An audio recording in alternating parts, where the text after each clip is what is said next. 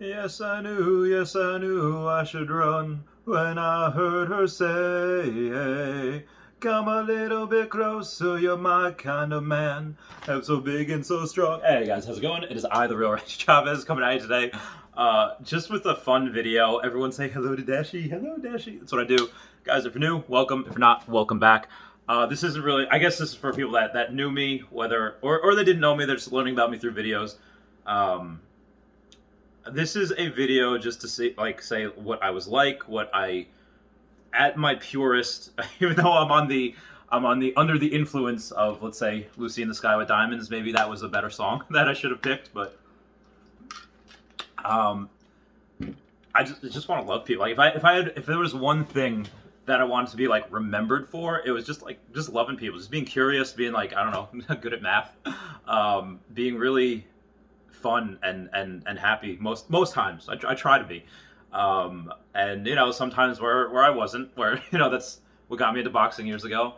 But I love animals. I love puppies. I was at a party before. I was at my friend Dan's 41st birthday party. On Facebook, it says he's like 38. It's like, it's lies.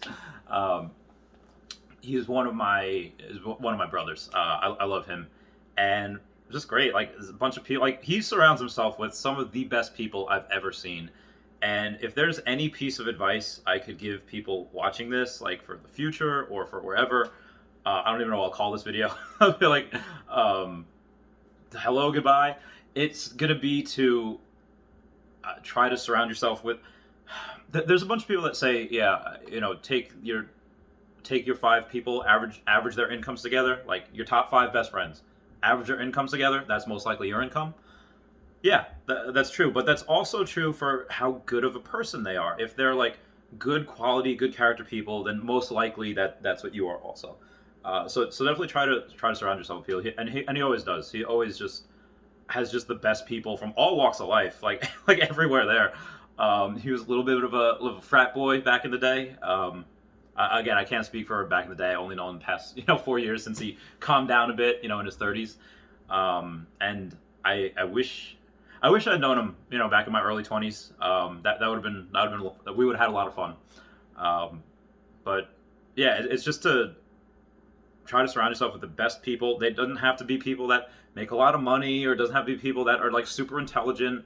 Although if they are, that's great, because if they're smart, they're not going to go down to your level. They'll bring you up to their level. Um, I like people like that don't make themselves dumb around you, and I appreciate it, because when I get into a room and I talk to people that are just so smart, I was like, okay, I need to like buckle down. I need to start studying. I need to start doing whatever, because I don't like feeling like that. I don't like feeling, but also at the same time, it's okay. Well, that's impressive. You guys are all really really smart people. My friend Mark, the guy I used to live with, Mark, if you're watching, how's it going? Um, he was a veterinarian. All his friends were doctors. So I remember one time, I was dating this girl, Heidi. Heidi, if you're watching, hi. And we had a pretty big age difference. Not to say what it was, but it was sizable. I always liked older girls. From the time I was actually just talking to this guy Paul. He was like, yeah, when did you start like dating older girls? I was like, well, happened around this one kid's graduation, and his aunt was like, wasn't doing anything special. It was like 37 or whatever, like late 30s or whatever, and she was just drinking a beer, and she was playing old school Mario, like Super Mario, like on level 8-2, fighting those, the Hammer Bros, hopping on their heads. It's like, oh damn, I got to do this again. I was like, you are so freaking hot right now. I was like 16. I was like, that's it. I like older women from that point on. But anyway, back to Mark's story is I have at his house were a lot of people that I'd worked with in the veterinary field when I was in. When I worked between Eastfield Green Animal Hospital, Levittown Animal Hospital, and so a bunch of people that I had worked with. Oh, hey, here's Dr. Rich Reed. Here's whoever. Rich Reed, you're saying this. How's it going? Dr. Tyler Barrett, whoever. And then Heidi's like, wow, I'm so impressed with you. You know all these like doctors. They're like grown up people. I didn't expect that, because I was in my mid 20s at the time, and she was little. She was in her late 40s. And it was like, yeah, like I'm not like a kid. Like I'm not like I know you have a kid that's in their early 20s, But I'm mid to late 20s. I've gone through definitely the party phase. Well, maybe not now because I'm going back through the party phase. I have neon everywhere. But no, I've had like a few career fields. I was in the veterinary field, I was in the military, and now I'm in finance, and so it's but it's nice because if you bring your girlfriend and they're around like other quality people, like okay, well at least now I know at the very least the person I'm dating is around other quality people. Like okay, and not that you have to be a doctor or veterinarian to be a quality person. Again, where I just came from, and a lot of my friends, just best people in the world that I was in the military with, or people that, but they're just don't have to be doctors, they're just good quality people. So yeah, do that. Surround, and do what you love. Oh my God, go and try to find something that you enjoy, and then don't do it to the point some people are like, oh yeah, find something that you love and then do that for work. Maybe not necessarily, because if you do that for work, and maybe you hate the thing you love the most. Because when I started the Pokemon company, I was like, okay, well this is it was fun, and it still is fun. I actually have some Pokemon cards over here, and I love, like, this is one of my favorite cards, Erika's Kindness. And why I love it is because, I'm going to go off on a tangent, I'll get back to my original spot, is because what this card represents is Erika, who is a grass trainer. She's a gym leader specifically for grass-type Pokemon. Oddish, Gloom, Vileplume, and maybe Venomoth, or that's probably Koga, Victory Bell, Weeping Bell, all those type of things. She has every reason to not care for fire-type Pokemon because they hurt her plants. But here she is looking at a Growlithe, which is a fire-type puppy, shielding it from the rain because, fire type's weak to water, probably not feeling so good. So that's something that typically wars with her with her brand, with her grass types, Metapod and what have you, and she's taking care of it. So like, take care of your enemies. Oh God, kids stuff is it's really cool. But yeah, so don't. I loved Pokemon. I still do. I always will. But having that for your work and having that for to constantly think about, like, it's fun going over sales data, trying to find patterns in Pokemon to see, okay, well, if the PSA 10 is selling for this, the 9 selling for this, and you see that pattern around average. It's fun doing those calculations.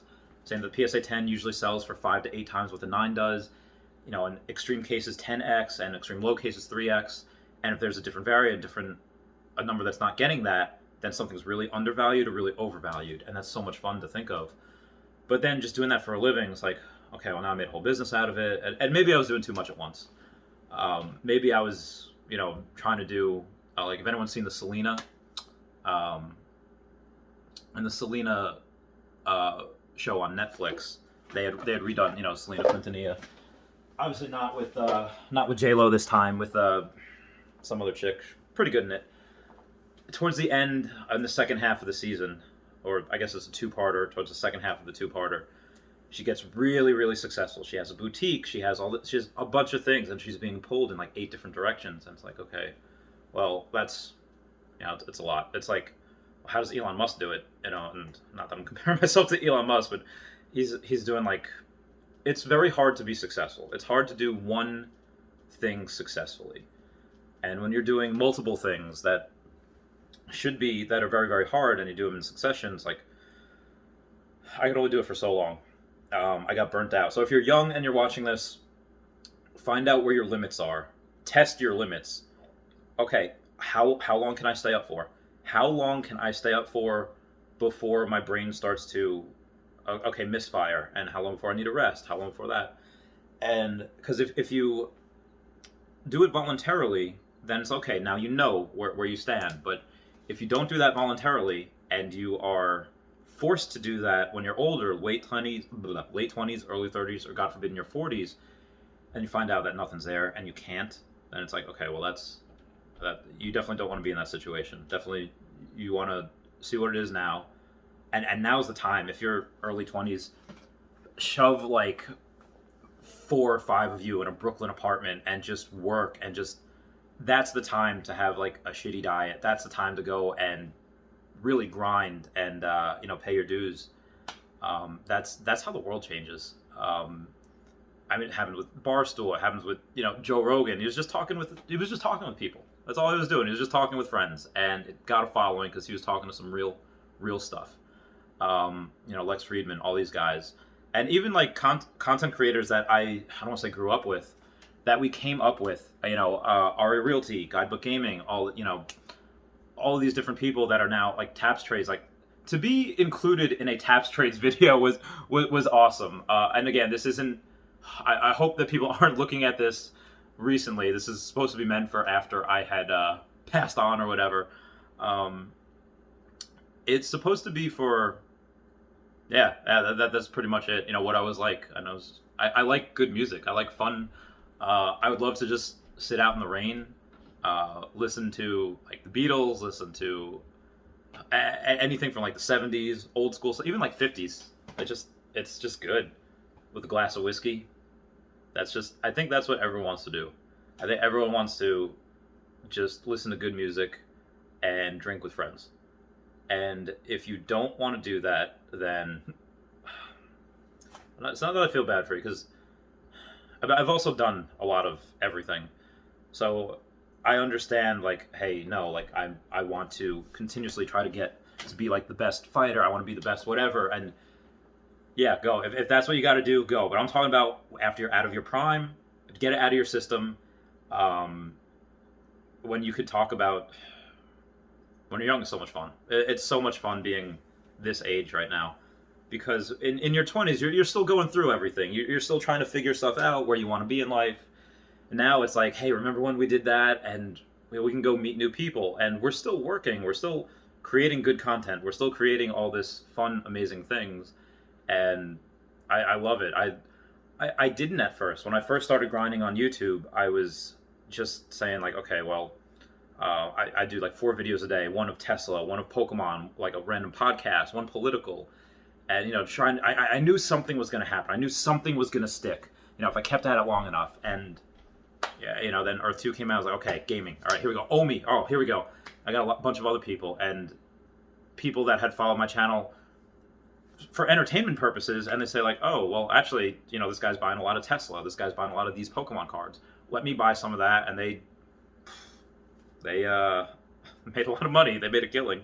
And I guarantee you that in the future, whenever you guys are watching this, let's say in the year 2030, guarantee a bunch of y'all are Omi millionaires. A bunch of people are millionaires now because of whether you hodled on to Tesla or Bitcoin or Omi, or I can only imagine what Earth 2 is doing at this point. That we could just viewing this in Earth 2 would be great in virtual reality. Hey, remember what I did in Earth 1? That'd be so cool. The future is wild. The future is crazy. Technology itself is insane. And if you're around my age or a little older and you're like, yeah, I don't really get the new stuff, please do not let technology pass you by. Look out to what our kids are doing. Any teenager, like what they're doing.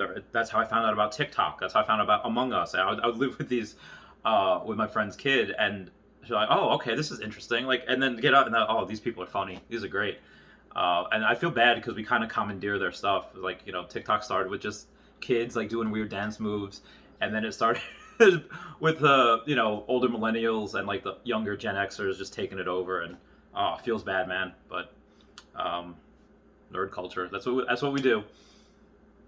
I loved Comic-Con, going there every year with a bunch of friends. Like, doing cosplays was one of the funnest things that I had ever done, because it's, especially when you get kids that are just like, oh, I love, you bring the character to life, where, especially if I were to do it for as Bane, back when I was bigger, I was like super, super muscular, and I go as Bane, and he's like, oh, wow, you're Bane, because Bane was kind of whitewashed in 2012, and they finally see like an actual strong, like brown character, and then he gets whitewashed.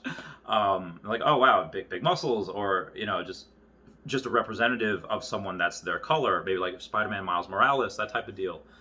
As Deadpool as well, just people saying like, oh, you're a really good Deadpool.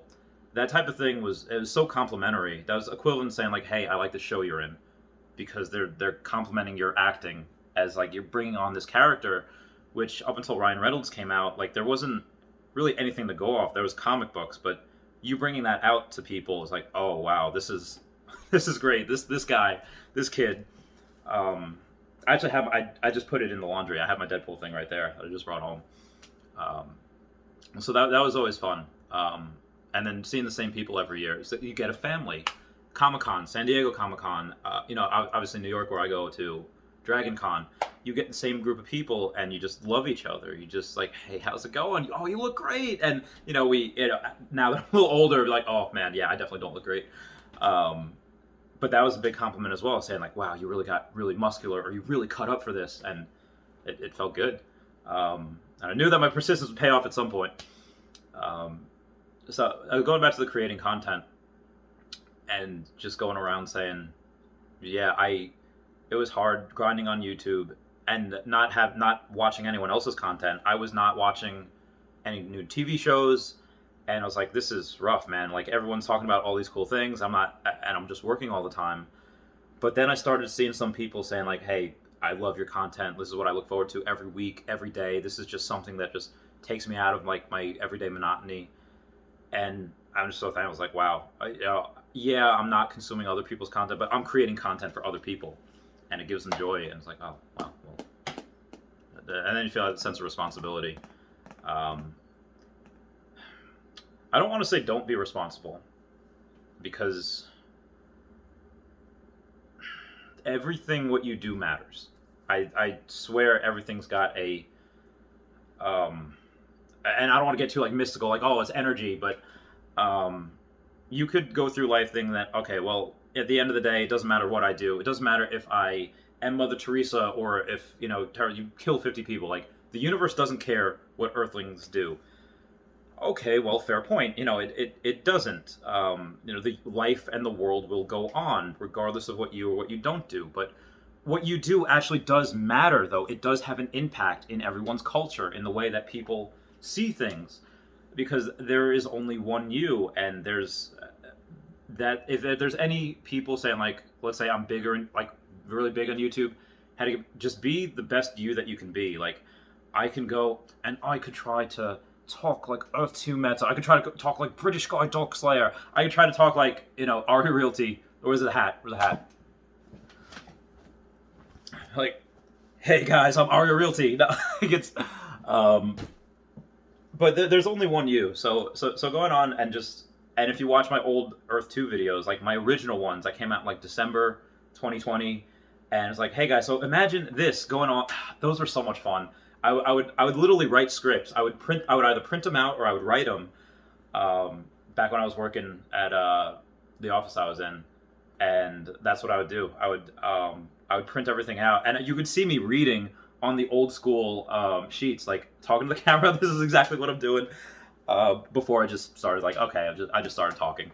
And the videos, same thing. I don't know what the future holds. Will I finally get a computer? Will I ever sell that Trophy Kangaskhan card?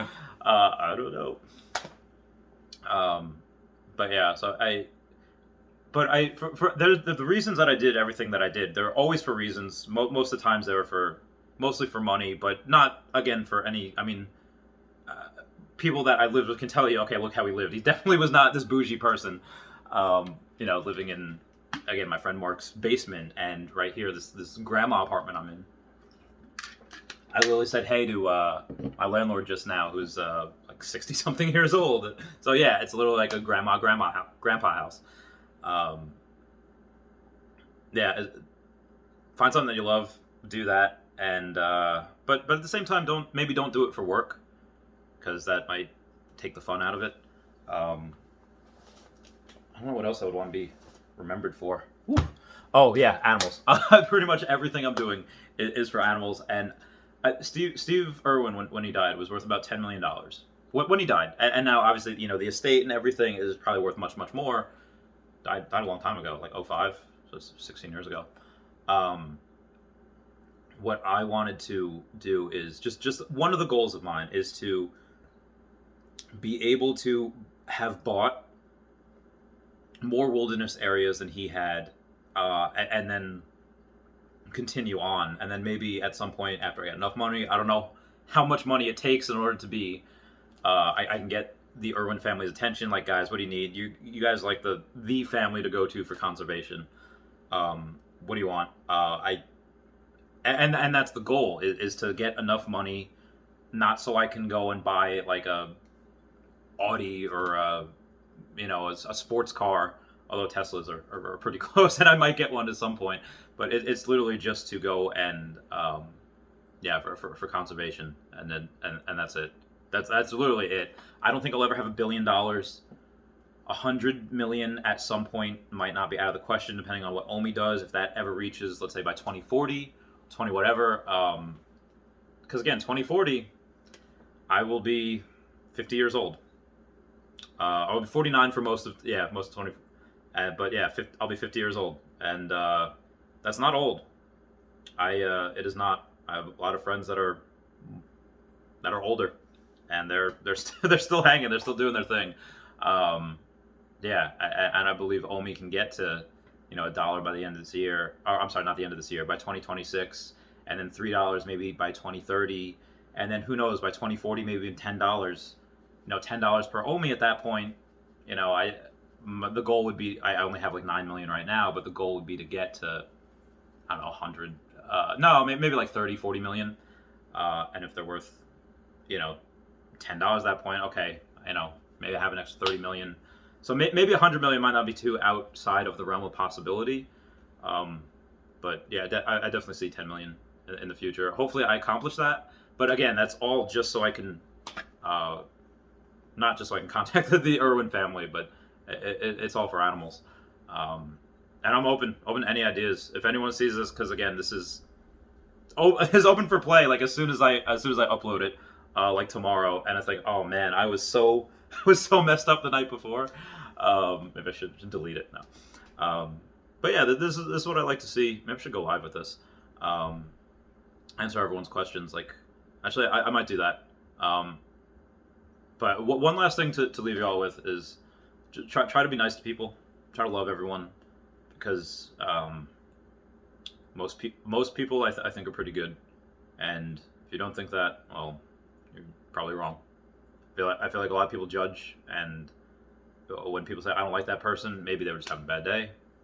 Most times maybe they're just having a rough year or life. Like again, I have some haters that are just like call me a clown, call me whatever. Okay, they don't know me. Like I don't wish anyone ill will or whatever, unless they're actually a bad person. But even then, you make the argument that, well, if their lives weren't so bad and they were shown some love, then maybe they wouldn't be bad people.